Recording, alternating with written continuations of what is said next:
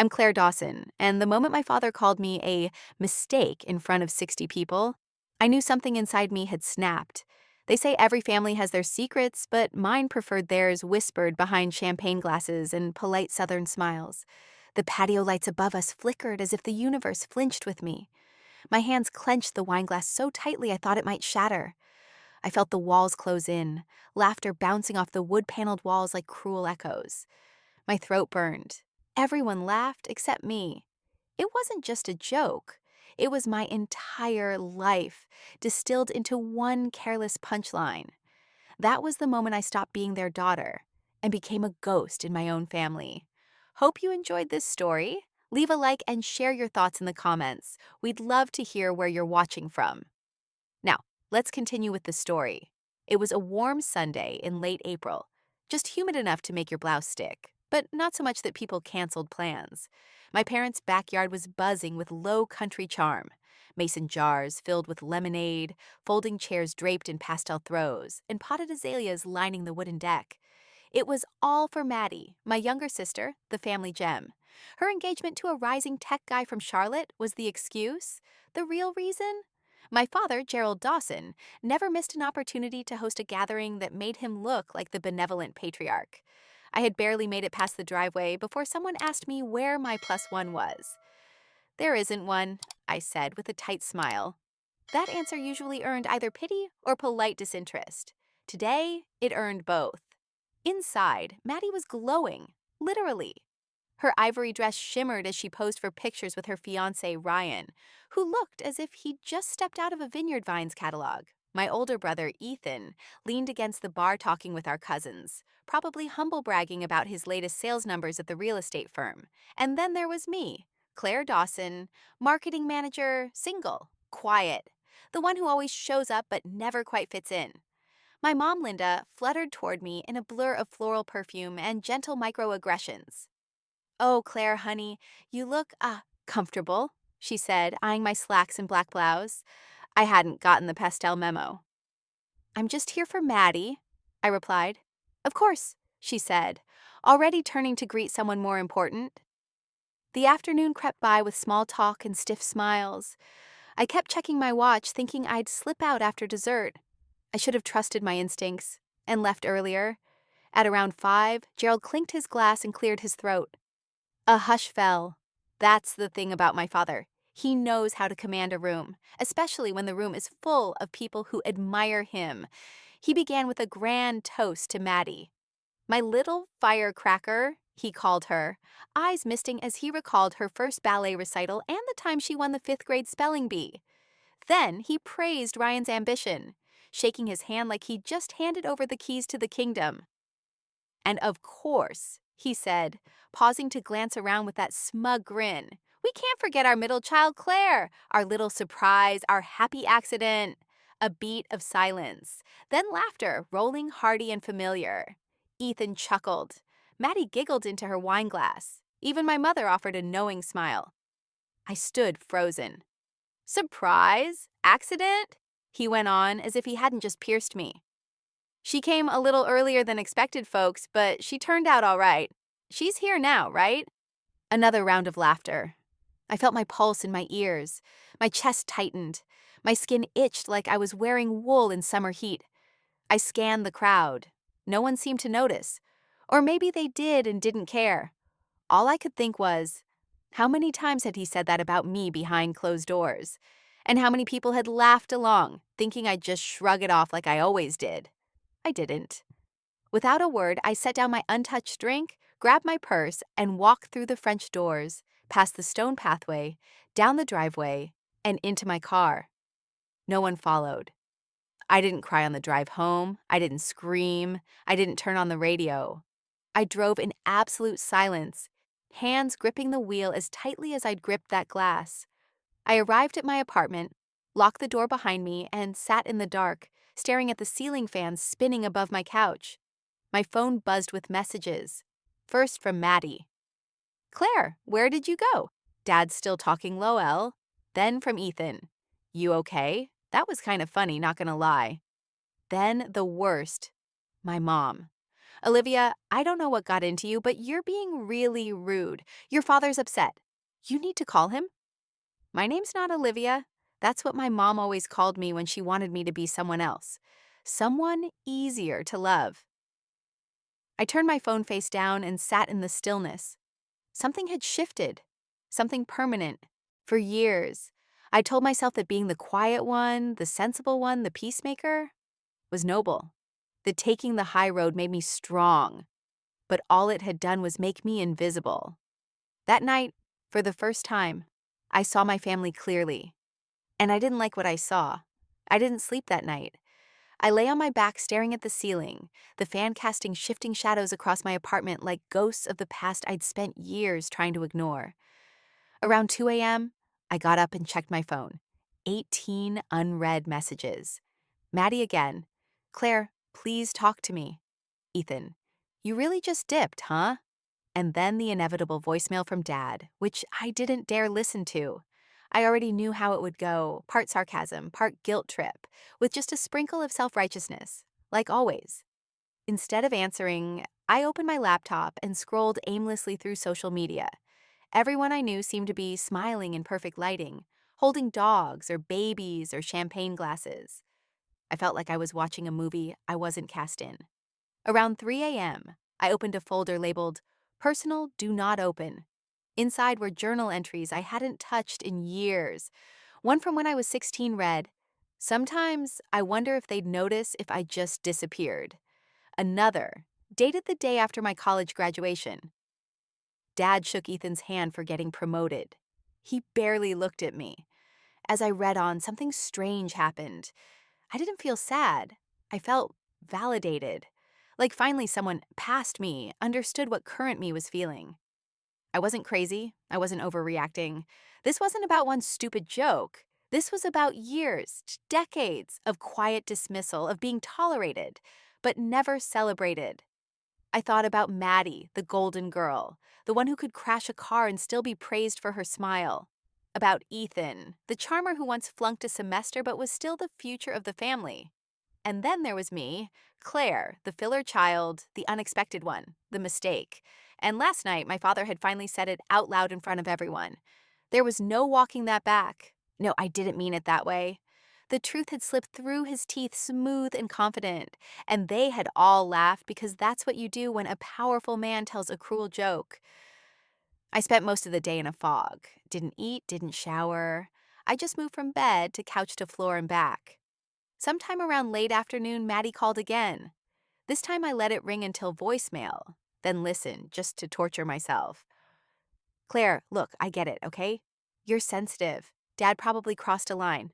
But this is Maddie's engagement party. You made it all about you.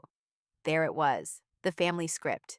It didn't matter what someone did to me. If I reacted, I became the problem. I was supposed to stay quiet. Take it. Smile through the sting. Be grateful I was included at all. I typed a message. I left because I was humiliated. That's not making it about me. That's protecting myself. I hovered over the send button, then deleted it. What was the point? They weren't listening. They never had. By the second night, the text shifted. Dad's tone hardened. You need to call your mother. You embarrassed everyone. Ethan. You're overreacting. Grow up. Maddie. Are you really going to ignore everyone over a joke? I turned off my phone and left it in a drawer. The silence felt like oxygen. That night, I sat on my balcony watching the cars pass below, the soft hum of the street like a lullaby. And then, for the first time in my adult life, a terrifying question crossed my mind. What if I cut them off? What if I actually walked away? Not just for a few days. For good. No more family group chats, no more guilt-tripped holidays, no more pretending we were anything but a curated image for Christmas cards. I'd always assumed I had to play my role to keep the peace. But what peace? Theirs? My stomach churned. The idea felt selfish. But then I asked myself, why is self-preservation always framed as selfishness when you're the quiet one? Why was my hurt inconvenient, while theirs was gospel? Sometime around 2 a.m., I pulled out a legal pad and started making a list.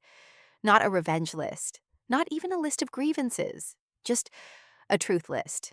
Things I needed to admit to myself. They only call when they need something. I've never felt safe being honest with any of them. I've spent more time doubting my worth than embracing it. I deserve a family, but maybe not this one. I wrote until my hand cramped. And when I finally put the pen down, I felt lighter. Not happy, not healed, but clear. The next morning, I showered, put on jeans and a tee, and walked to the coffee shop down the street. It was small, locally owned, and blissfully filled with strangers who didn't know a thing about my life. I ordered a chai latte and sat near the window with my journal. I watched the world move on, and for once, I didn't feel behind. I felt free. Later that afternoon, I opened my email and sent a short message to HR at work. Hi, I'd like to use some of my PTO next week. Need time to reset. No explanation, no apology. Because for the first time in my life, I was choosing me. And I had a feeling that once I started, I wouldn't stop. The smell of dust and old paper always made me feel oddly safe.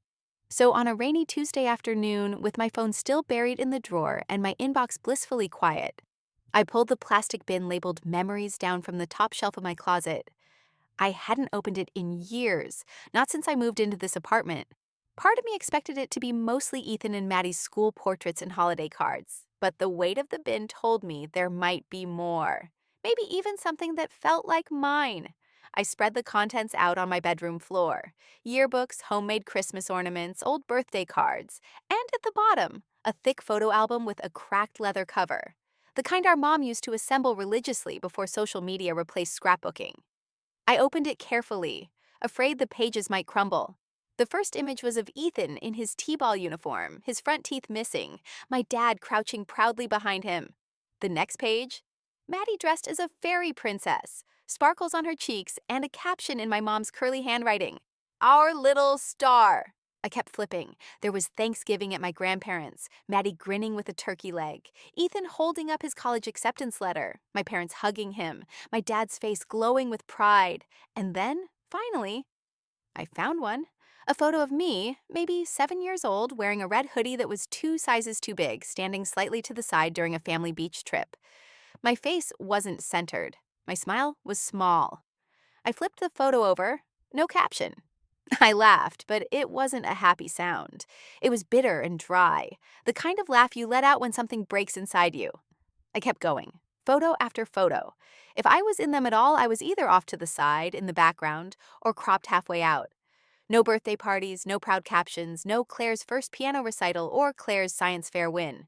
And I had won. Twice. I remembered bringing home the ribbons, thinking maybe this time someone would hang them up on the fridge. They never did. I stared at one photo in particular for a long time. Christmas morning. I was maybe 10, sitting cross-legged on the carpet, holding a wrapped gift that I hadn't opened yet. Ethan and Maddie were already halfway through their piles, beaming. My dad was behind them, mid-laugh. My mom was leaning toward Maddie with a cup of cocoa. No one was looking at me. Suddenly, I felt 7 years old again, forgotten in plain sight. They weren't bad parents, not in the way people use that word. I was never hungry, never hit. I had clothes, shoes, a roof over my head. But love had always felt conditional, like I had to earn it, like I was just one wrong reaction away from being too much or not enough. And now, looking at these pictures, I realized something awful. Maybe I had spent my whole life trying to prove I deserved space in this family, and they never even noticed I was trying. That hit harder than anything my father had said at the engagement party. It wasn't just the joke, it was the lifelong pattern of being half included, half acknowledged, half loved. I put the album down and stood up slowly, the ache in my legs reminding me I'd been sitting for hours. I walked into the kitchen and poured myself a glass of water, staring out the window at the overcast sky. Everything felt gray, inside me, outside me. And yet, under all that dull heaviness, a tiny ember of something sharp and hot flickered. Not sadness, not even anger. Clarity. I walked back into my bedroom and grabbed my journal. I turned to a fresh page and wrote, "You were never invisible. They just chose not to see you." Underneath it, I wrote something even more important. You don't have to stay where you're not seen. That sentence changed everything. Because once I admitted that, I knew what had to come next. I started researching therapy options later that night, not because I was broken, but because I was finally ready to stop trying to make everyone else comfortable at the expense of my own sanity. I also logged into my work portal and confirmed my PTO request had been approved. 5 full days, no meetings, no deadlines, just time to unravel the knots that had been tied so tightly inside me for 26 years. The next morning, I sat at my tiny desk near the window. My rescue dog Moose curled up at my feet, and I wrote letters. Not ones I planned to send, just letters to each member of my family. Honest ones. To my mom, I wrote, "You taught me how to read, how to fold laundry, how to say please and thank you. But you never taught me how to speak up for myself, because every time I tried, you looked disappointed." To Ethan, "You were the one who could have said something, who could have stopped the jokes even just once. But you laughed instead, every time." To Maddie, "You always had a choice, and you chose them. I don't hate you for it, but I don't trust you anymore either." To my father, Gerald, "You say I'm too sensitive, but sensitivity isn't the problem. Your cruelty is." I folded the letters and tucked them into my journal. Someday, maybe I'd read them again. Or maybe I wouldn't have to. As I looked around my quiet, slightly cluttered apartment, I realized something else. This space, however modest, was mine. Every item inside it, from the mismatched mugs to the thrift store bookshelf, was chosen by me. Not inherited, not handed down, not dictated. And for the first time in what felt like forever, I could breathe. The voicemail came in just after noon. I was slicing a peach in the kitchen, sunlight falling through the blinds and slanted stripes across the counter, when my phone lit up with Dad's name. I didn't answer. I just watched it buzz until it stopped. Then came the notification. New voicemail from Dad. I stood there for a minute, knife still in my hand, peach half cut, wondering if I could handle hearing his voice. I hadn't spoken to him since the party, hadn't said a single word. That silence had become my shield, and I wasn't sure I was ready to lower it. But curiosity is a quiet thing, persistent, whispering. So eventually, I hit play. "Claire, look, I've been thinking about everything. I know you're upset. But you've got to understand. What I said was a joke. Everyone laughed. You need to lighten up. You've always been like this. Sensitive. It's time you grew out of that. You're not a kid anymore." He ended with a sigh, the kind that sounds like exhaustion but always feels like accusation. I stood there, staring at the peach, my appetite gone. It wasn't just what he said. It was how familiar it felt. That tone, that subtle dig dressed up like concern. I'd heard it my whole life in 1,000 variations. "You're overreacting. Don't be so dramatic. It's not that serious." I walked to the living room, phone still in my hand, and sat on the couch. Moose, my dog, lifted his head from where he was napping and looked at me like he knew something wasn't right. I scratched behind his ears, trying to ground myself. The voicemail kept replaying in my mind like a broken record. Not once had he said he was sorry. Not once had he asked how I felt. The only concern in his voice was about my reaction, not his words. That was the pattern, always had been. I pulled out my journal again, turned to a blank page, and wrote at the top, "Things I used to believe." Underneath, I started listing. My family loved me, just in a quiet way. If I worked hard enough, I'd earn their respect. Being the calm one made me strong. If I stayed small, I'd be safer. My feelings were too much. That last one hurt the most, because I had believed it for so long. Every time I cried, every time I voiced discomfort or asked for more, it was met with eye rolls or silence or those offhand comments that stayed in my bones far longer than they should have. My father had this way of saying things that sounded harmless on the surface, but left little bruises under the skin. I remember once, I was 12, and I brought home a poem I had written for school. I was proud of it. I thought it was good. I gave it to him while he was watching the news. He read it once, handed it back, and said, "You always have your head in the clouds. Be careful, or life's going to knock you down." Then he went back to the TV. I told myself he meant well, that he was just trying to protect me. But now, years later, I know what that moment actually did. It made me question every word I ever wrote again. It's strange how emotional wounds work. You don't always see them right away. They don't bleed out loud. They sit under your skin, quiet and invisible, until something touches them just right. And then suddenly, you're hurting from places you forgot even existed. That voicemail was a paper cut, thin, shallow, and sharp enough to sting for hours. It didn't sound like rage. It didn't need to. My father never yelled. He didn't have to. He used disappointment like a scalpel, carefully cutting you down until you folded. And the worst part? It worked. For years I folded. I bent myself into shapes that made other people more comfortable. I laughed at things that hurt. I apologized for taking up space. But something about hearing his voice this time, after everything, felt different. It didn't sting the way it used to. It felt tired, like a song I'd finally stopped dancing to. I picked up the peach, finished slicing it, and ate it standing at the sink. It was sweet and warm, and for a moment it grounded me, reminded me I was here, in my own kitchen, in my own life, no longer in the orbit of someone who refused to see me as whole. That night I made tea and sat by the window, journal open in my lap. I wrote a sentence I never thought I'd be brave enough to put on paper. I don't owe them my silence anymore. I repeated it over and over until the page was full. I never thought about cutting ties with my family in a literal way. Not until now. The idea had always felt too dramatic, too final, like slamming a door I'd spent my whole life waiting in front of, hoping someone would open it. But the more I sat in silence, in this little apartment filled with things I chose, the more I realized that maybe that door never led anywhere. Maybe it was just a wall with hinges. It wasn't about revenge. I didn't want to hurt anyone. I just wanted out. That's when the list started. At first, it was just a scribble on a sticky note: groceries, pay rent, cancel Sunday dinner. The last one was a joke, but it made me laugh in that bitter, dry way that's closer to exhaling than joy.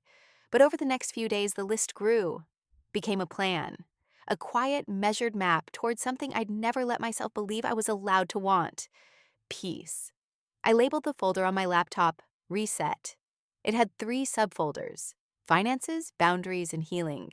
I'm nothing if not methodical, even when I'm emotionally unraveling.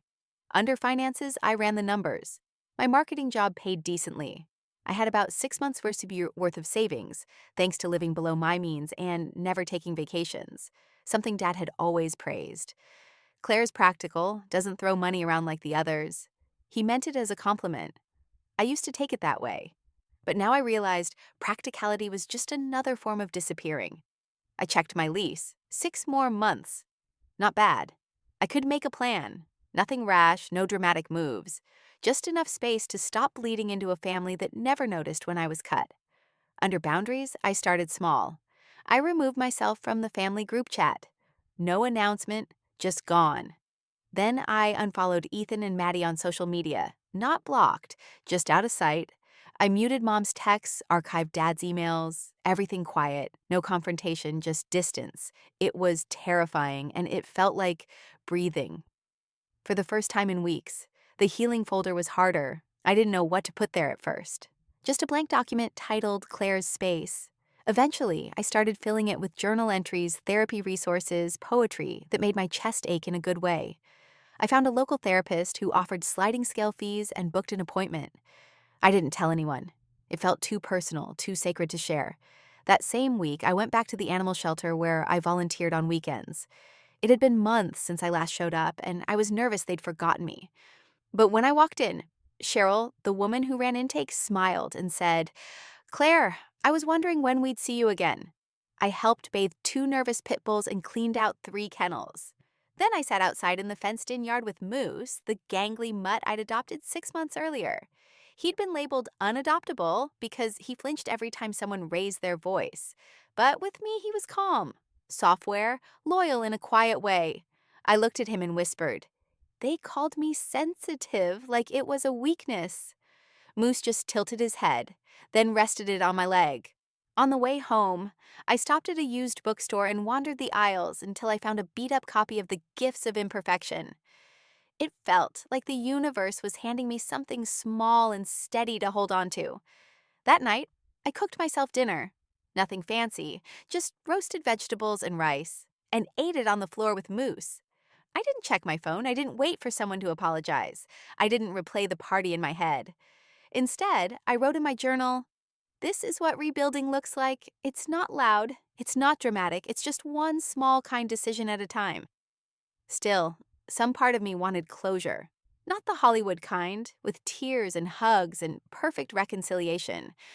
Just something honest. An acknowledgement that what happened wasn't okay, that I wasn't crazy for leaving. But I knew better. I knew what my family did with discomfort. They dressed it up in sarcasm, buried it under casseroles and group photos, pretended it didn't exist. So I stopped expecting it. Instead, I wrote them letters I never planned to send. I wrote a version of myself into those pages that said all the things I was too afraid to say out loud. Not cruel things, just true things. I told my dad that silence can be just as violent as shouting. I told my mom that her quiet loyalty to him came at the cost of knowing me. I told Ethan that I wish he'd used his voice to protect me instead of blend in. I told Maddie that being the favorite didn't mean she couldn't choose to be kind. Then I folded the letters and placed them in the back of my closet, next to the box of family photos I no longer had the stomach to look at. The next morning, I went for a walk at sunrise. The streets were empty, the sky streaked with soft pink and gold. For a moment, I imagined what it would feel like to start over in a city where no one knew my name. But then I realized I didn't need to run. I just needed to stop waiting for people who never showed up for me. I stood on the bridge overlooking the creek near my apartment, hands in my pockets, breath fogging in the morning chill, and I whispered to the water below. I was never the mistake. I was just invisible. But not anymore. The first time I heard about Dad's business having issues, it wasn't through him or anyone in the family. It was from Jordan, an old college friend I hadn't spoken to in almost a year. We grabbed coffee on a quiet Thursday morning at a local cafe just off Hillsborough Street, one of those places with exposed brick walls and mismatched mugs. We talked about work, old professors, the usual catch-up chatter. Then, just as she was tossing her napkin onto the table and reaching for her coat, she said, "Oh, by the way, random question. Is Gerald Dawson your dad?" I blinked. "Yeah. Why?" She lowered her voice a little, out of habit more than necessity. "He's having trouble on that Lake Hollow development, right? My firm pulled out last week. The numbers didn't look right, and there were inconsistencies. My boss said we're not the only ones backing away." I nodded slowly, my heart beating faster, but I kept my expression neutral. "Yeah, that sounds about right." She didn't ask any more questions, and I didn't offer any explanations. We said our goodbyes, and I walked back to my car in a strange fog. Half guilt, half something dangerously close to satisfaction. Because I hadn't done anything. Not really. I hadn't leaked documents, made phone calls, or posted anonymous tips. I had just stopped holding the silence together. The truth had always been there. Cracks in the foundation. People talk, clients dig. When I was 19, I worked at my dad's company one summer doing basic admin tasks. I saw things, misfiled permits, late invoices, contracts written with too much wiggle room. I kept my head down, assumed it was normal. But now I realized that silence was a choice too. And now, in my own quiet way, I was choosing something else. That weekend, I got an email from Ethan. Just a subject line. "This has gone too far." I didn't open it. Then Maddie called. Twice. Left a voicemail saying, "You're making this a bigger deal than it is. You're hurting Dad. You're hurting all of us." It didn't even sting this time. Just sounded like another tired script, like they were reading from a manual called How to Make the Black Sheep Feel Like the Villain. I spent the rest of the day deep cleaning my apartment. I scrubbed baseboards I hadn't looked at in months, vacuumed behind the couch, rearranged the bookshelf. There was something deeply soothing about putting things where they belonged, when so much of my life had felt like I never quite fit. By the time the sun started to set, I was barefoot, sweaty, and more grounded than I'd felt in days. That night, I lay on the couch with Moose curled at my side, and I finally listened to the latest voicemail from Dad. His voice was tight, frustrated, but no longer as confident. Claire, I don't know what's gotten into you. You think this distance is healthy? You think walking away is mature? If you don't come back and explain yourself, you're going to regret it. This isn't how family works. It wasn't angry. It was afraid. I sat there in the dark, listening again to his tone.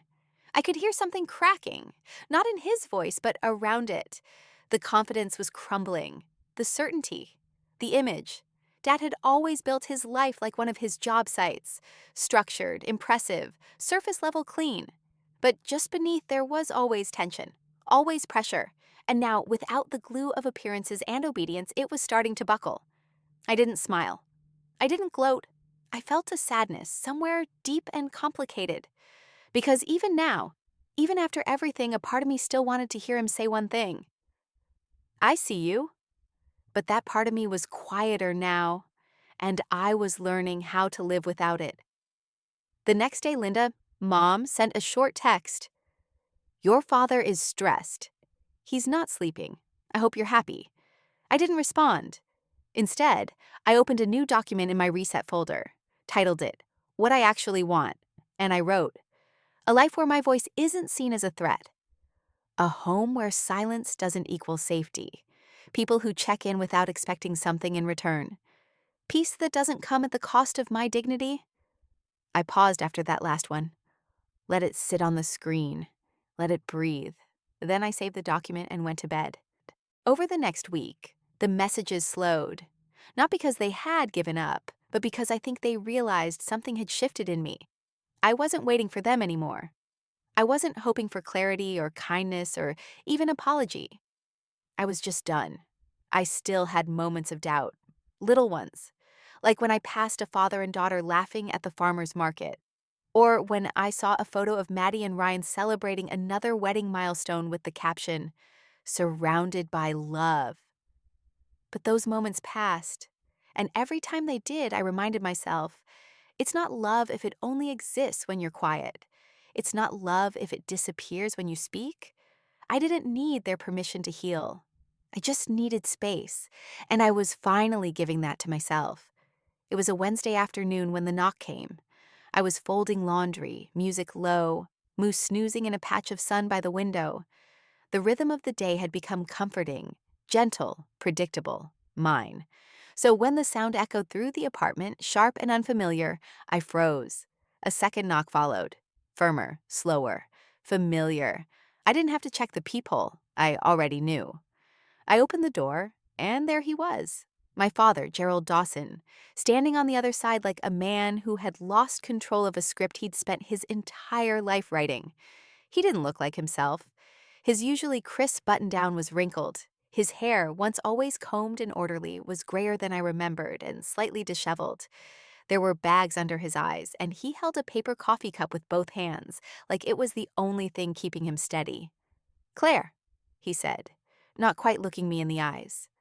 I didn't invite him in. I stepped out and closed the door behind me, keeping the threshold between us. Moose padded over and sat beside me, silent, but alert. I figured you'd show up eventually, I said, arms crossed over my chest. He cleared his throat. You've ignored every message, every call. I thought maybe we could talk face to face, civilly. Civilly, I repeated, the word dry in my mouth. Is that how you'd describe what you said at Maddie's engagement party? He shifted his weight. I told you, it was a joke. A dumb one, maybe, but not worth all this. You disappeared. You hurt your mother, your siblings, me. I hurt you, I said flatly, letting the words settle like dust. You humiliated me in front of everyone, called me an accident like it was punchline material, and now I'm the one who hurt you? He looked past me for a second, to the street, the trees, anything but my face. You've always been sensitive. I didn't think. That's exactly the problem, Dad. You never think, at least not about me. You think about how things look, about how you come off, about keeping everything neat and perfect and respectable. I've spent my whole life trying to be acceptable enough for you to notice I existed. Claire, come on. No, not this time. I took a breath. You don't get to show up here and expect me to pretend everything's okay. It's not okay. It's never been okay. There was a pause, a long one. And then, surprisingly, he said nothing. He just looked tired. For the first time in my life, my father looked small. You know, I said, my voice lower now, I used to think if I worked hard enough, stayed quiet enough, maybe one day you'd be proud of me. Maybe you'd put your arm around me in front of a crowd the way you do with Ethan. Or call me your star like you do with Maddie. But instead, I got a joke. I got to be the family anecdote. That wasn't the intention, he murmured. Maybe not, but it was the impact. He nodded once, a slow, almost reluctant gesture. I didn't come here to fight. Then why did you come? I don't know, he admitted. Things are falling apart. The Lake Hollow deal's slipping. Maddie's upset. Your mother barely speaks at dinner. I thought maybe if I came here, if we could just talk, maybe you'd come back, help smooth things over, bring things back to normal. Normal, that word again. I'm not interested in going back to what you call normal. He exhaled through his nose. You always did have a flair for drama. That stung, but I didn't show it. Not this time. No, I said calmly. I just stopped accepting scraps and calling it love. He looked at me then, really looked, and I saw something in his eyes. Not understanding, not regret, but confusion, like I was speaking a language he'd never learned. I don't know how to fix this, he said.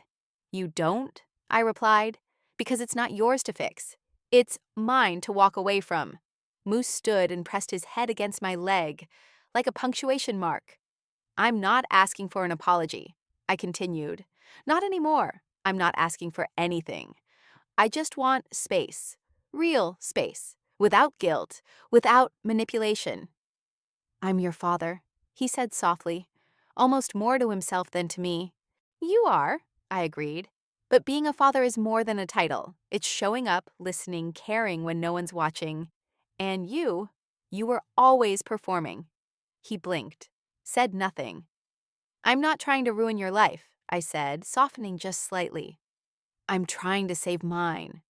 He looked like he might say something else, but instead he stepped back. You've made your point. I know. And just like that, he turned and walked down the steps, coffee still in hand, shoulders hunched against a weight I couldn't and wouldn't carry anymore. I went back inside, locked the door, and leaned against it for a long moment. The silence was heavy, but it didn't feel empty. It felt earned. Later that evening, I sat by the window with Moose curled beside me and wrote in my journal, he came, but he didn't see me. And that's okay. I don't need him to anymore. I thought that once my father left my doorstep, things would settle.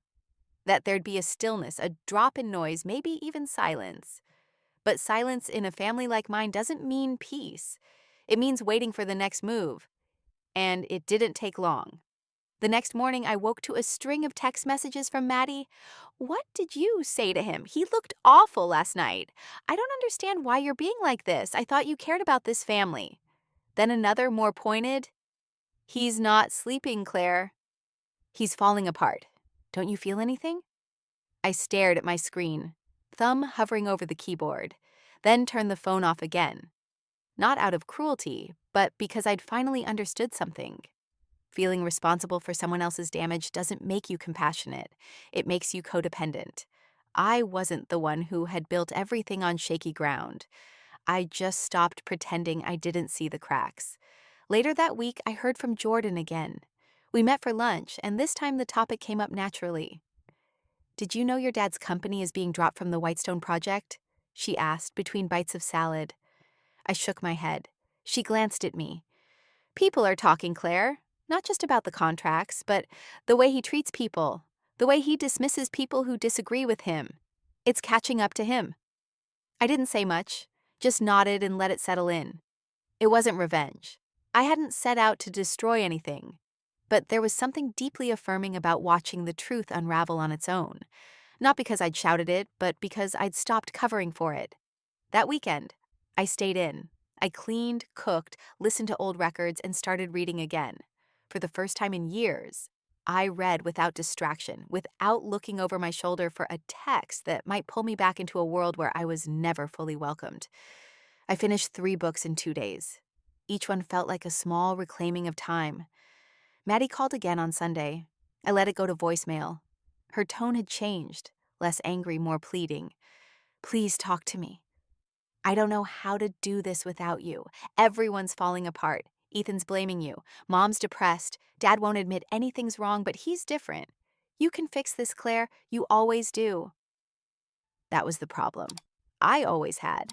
I'd been the buffer, the quiet middle, the one who smoothed the edges and held everything together without anyone asking how much it was costing me. They only noticed me when I stopped doing the labor. And now, instead of asking why, they were asking why not anymore. I wrote Maddie a message, then deleted it, then wrote another. It simply read, I love you, but I won't carry this for you. I never sent it. Maybe I didn't need to. Ethan, true to form, sent a long, scathing email, full of phrases like selfish behavior, you tearing the family apart, and you've made your point, now come home. I didn't reply. I didn't even read the second half. I archived it and moved on. Mom's texts had dwindled into silence. I pictured her in the kitchen, pouring coffee, reading devotionals, telling herself this was just another of Claire's moods, that eventually I'd come around, like always. Maybe she even believed it. Maybe that made it easier for her to sleep at night. Meanwhile, I was waking up earlier, feeling lighter. I signed up for a ceramics class at the community center. I started walking Moose twice a day instead of once. I painted the chipped trim in my apartment and bought a plant I knew I'd actually remember to water. It was mundane, quiet stuff, but it was mine. I didn't owe it to anyone. I didn't have to perform it for praise. One night, around midnight, I got up and walked to the balcony. The air was cool, damp with spring. I stood there barefoot, looking out at the street, empty, still, and I thought, this is what freedom feels like. Not loud, not dramatic, just mine. The next morning, I woke to a handwritten letter in my mailbox. No return address, but the handwriting was unmistakable. My father's. I opened it slowly, fingers trembling more than I expected. Claire, I'm not good at words. I never have been. I've always thought doing was more important than saying. But maybe that's where I went wrong. I don't know how to fix what's happened between us. I'm not even sure you'd let me, but I need you to know. I've been thinking about things I never wanted to think about, things I should have seen a long time ago. I still don't understand you, but I know I miss you. Dad, there was no apology, no acknowledgement of what he'd done, just distance wrapped in sentiment. Still, I folded the letter carefully and tucked it between the pages of my journal. Not because it changed anything, but because it reminded me of the truth. I hadn't imagined it. The damage was real. And now, so was my distance. I made a cup of tea and sat at the window with Moose. The sun filtered through the curtains, catching on the steam. I held the mug close to my chest and whispered, not to anyone in particular, I'm still here, still me, just not yours to ignore anymore. There's something strange about healing, how quiet it is. No big ceremonies, no music swelling in the background. Just small, almost invisible choices made one day at a time. Getting out of bed without dread. Making lunch and sitting down to eat it instead of standing at the counter. Going an entire hour without thinking about what they said or didn't say. That's what it started to look like for me. I didn't wake up one morning transformed. I just started showing up for my life again, slowly, gently, without waiting for permission. I redecorated the apartment, not because I had to, but because I wanted it to feel like mine in a way it hadn't before. I moved the couch under the window, painted one wall a soft sage green, and bought a rug that made Moose curl into a ball the second I laid it down. I went to the ceramics class I'd signed up for, and on the first day my hands shook so badly I almost dropped the clay. But I went back the next week. And the next. And by the third week, I had made something. Not beautiful, but solid. A small bowl, crooked at the edges, but whole. I kept it on my desk to remind me what progress looks like. At work, I started speaking up more in meetings. Nothing dramatic, just clear. director. And people listened. I didn't second guess myself the way I used to. I didn't imagine my father's voice in my head saying, "Don't be so emotional," whenever I made a point. That voice was growing fainter by the day.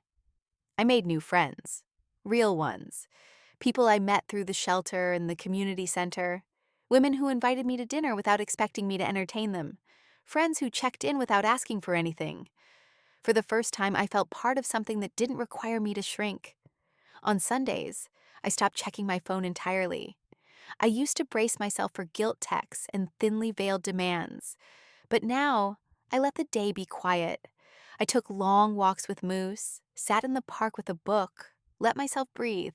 The space they left behind no longer felt like a hole. It felt like room. One evening, I found myself driving past my childhood neighborhood on a whim. The streets were just as I remembered, clean, well kept, orderly, like a painting of suburban perfection. I slowed as I passed our old house. The lights were on, the front porch still had Mom's wind chimes, and the little bench where I used to sit and read alone during family barbecues. I didn't stop. I didn't need to. That house had shaped me, yes, but it no longer defined me. As I drove away, I whispered, "I'm not going back." And I didn't mean just physically. There were still moments that stung. Sometimes I'd see a family laughing together at the grocery store and feel that familiar ache. What could have been? What should have been?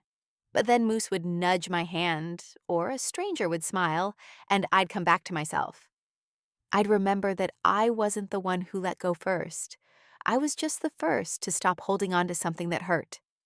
One night, I opened the drawer where I'd stored the letters I'd written, but never sent. To Dad, to Mom, to Maddie, to Ethan, I reread them. They didn't hit the same way anymore. They felt like artifacts, pieces of a story I'd already survived. I didn't cry. I didn't feel anger. I just folded them up, slid them into an envelope marked keep, and tucked it away. I wasn't erasing the past. I was honoring it and moving forward anyway. A few days later, I got a text from an unknown number. I almost didn't open it, but curiosity got the better of me. It was from Maddie. "Saw a pic of Moose at the park. He looks happy. You look happy. Hope that's true." No guilt, no manipulation, just observation. Maybe the first honest message I'd received from her in years. I didn't reply. I wasn't ready. But I didn't delete it either. That weekend, I hosted two of my new friends for dinner. We sat on the floor with wine and pasta, laughing about nothing important, surrounded by candlelight and mismatched plates. It wasn't fancy. It wasn't curated. But it was real. And when they left, I stood at the door for a long moment, heartful in a way I hadn't expected. I walked back into the kitchen and caught a glimpse of myself in the window. Just me. No performance, no role to play, just Claire. And for the first time, that felt like enough. It was a quiet Sunday morning when the final letter arrived. A small cream-colored envelope tucked into my mailbox between grocery flyers and a coupon booklet. No return address, just my name written in my father's neat all-caps handwriting, Claire. I held it in my hands for a long while before opening it. Not because I was scared, but because I wanted to be sure. Sure that I wouldn't fall back into old patterns. Sure that reading his words wouldn't shake what I'd built. When I finally opened it, the letter inside was short, barely half a page. The penmanship was tighter than usual, controlled. "Claire, I've said things I shouldn't have. I made you feel small when I should have made you feel safe. That's on me. I won't pretend to understand everything you've done. But I see now that your silence said more than my words ever could. I hope, in time, you find your way to forgiveness. But whether you do or not, I want you to know you were never a mistake. Dad." There it was. The words I'd waited most of my life to hear. But instead of tears or relief or some grand emotional reaction, I just sat back in my chair and exhaled, long and quiet. I didn't feel angry. I didn't feel vindicated. I felt done. Not in the bitter way. Not in the way people slam doors and say they'll never come back. Just done trying to make it something it wasn't. Done hoping that one person's acknowledgement could fix years of being unseen. His letter didn't erase what happened. It didn't undo the quiet years, the laughter at my expense, the looks that never lingered long enough to truly see me. But it mattered, not because of what it said, but because of who I was when I read it. Because now, I didn't need it. That afternoon, I drove to the overlook just outside Raleigh, where the pine trees line the edge of the highway and the world opens up into sky. It's a spot I used to go when I was younger, on nights when home felt too loud or too empty. I parked, walked out to the edge of the hill, and let the breeze tug at my sleeves. In my pocket, I carried a folded copy of my favorite journal page, the one that read, "You don't have to stay where you're not seen." I read it again, then let the paper go. It floated for a moment before the wind carried it over the trees. Letting go didn't feel like losing. It felt like breathing. As I stood there, I thought about everything that brought me to this moment. The birthday parties where I sat on the sidelines. The holidays spent wondering why I always felt like a guest. The photo albums where my smile was always just a little off center. I thought about Maddie, who might always choose comfort over truth. About Ethan, who still probably believed silence was the noble thing. About my mother, who taught me how to say thank you before I ever learned how to say no. And I thought about my father, a man who built houses for strangers but never realized his own home had hollow walls. I didn't hate them, not anymore, but I also didn't need them. I walked back to my car with lightness in my chest. Moose sat in the passenger seat, tail wagging, eyes bright. He'd been with me through the worst of it, loyal, patient, forgiving, without ever needing an explanation. I reached over and scratched behind his ears. "Let's go home," I said. And for the first time, I meant it. In the weeks that followed, I didn't reach out to my family. I didn't block them either. I just lived. I picked up my ceramic pieces from class. My little bowl had been glazed in a soft sky blue. I put it by the window where the light hit it each morning. I joined a local book club and started attending open mic nights at a coffee shop down the street. I submitted a short essay to a small literary magazine. It got published. My name, in print, my story, my words. Mine. I began using my full name at work again. Not the nickname my dad gave me in childhood. Bug, which once felt affectionate but had always been a little too close to insignificant. Now, when someone asked, I said clearly, Claire Dawson. And for the first time, it felt like a name I chose. Some nights, I still dreamed about them. Not in nightmares, but in vague, sad memories. I'd wake up feeling like I was floating, untethered, but I never woke up wishing I had stayed, just remembering what it cost to leave and why it was worth it. On a crisp fall evening, I walked Moose to the park and sat under a tree with a notebook on my lap. I started writing a new story, not about them, but about a girl who builds her own life from pieces no one thought were valuable, a girl who stops apologizing for needing more, a girl who becomes her own home. And I realized something. They had called me a mistake. They'd laughed, minimized, ignored. But I wasn't the error. I was the echo of everything they didn't want to face. I was the silence turned into a voice. I was never a mistake. I was the moment someone finally decided to break the cycle. And that was the beginning of everything. I hope you enjoyed this story. Subscribe to my channel so you don't miss touching stories. Leave a like and then comment below what you thought of the emotional stories. See you in the next video.